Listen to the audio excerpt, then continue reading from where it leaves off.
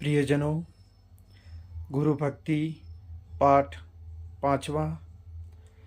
हम सबकी जो पात्रता है वो कहीं न कहीं हमारे स्मरण से विस्मरण हो गई है, कहीं न कहीं हमारे दर्शन से ओझल हो गई है, कहीं न कहीं हमारे कर्म से विलुप्त हो गई है।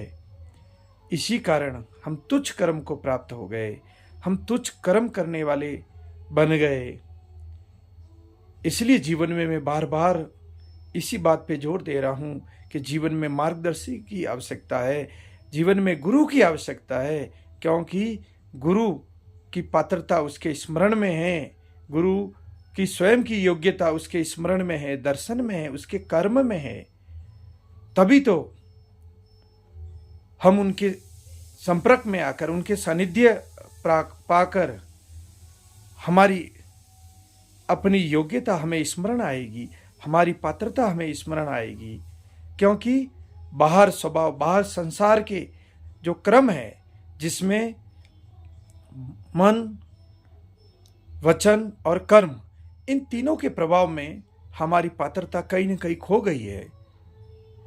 आप देखो, हमारा जीवन, हमारा दिनचर्या, दर्शन, शब्द और कर्म, इन तीनों के अंतर्गत होके ही हमारा पूरी जीवन की यात्रा, बाहर जीवन की यात्रा गुजर रही है।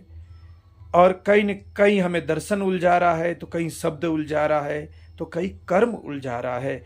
हम स्वयं से दूर होते जा रहे हैं, स्वयं की योग्यता, पात्रता से हम भूले जा रहे हैं। इसलिए जीवन के रहते रहते, इस जीवन की यात्रा, इस शरीर की यात्रा के अंत होने से पूर्व ही हम कोई ऐसा गुरु ढूंढे जो स्वयं में जागा हुआ हो, जिनके दर्शन में, जिनके स्मरण में, जिनके कर्म में स्वयं की पात्रता, योग्यता अनुभव में आ गई हो। ऐसा श्रेष्ठ आत्मा का सानिध्य प्राप्त कर हम भी अपने आप को श्रेष्ठता के दायरे में खड़ा कर सकते हैं, श्रेष्ठता के मार्ग में खड़ा कर सकते हैं, श्रेष्ठता के कर्म में खड़ा कर सकते हैं।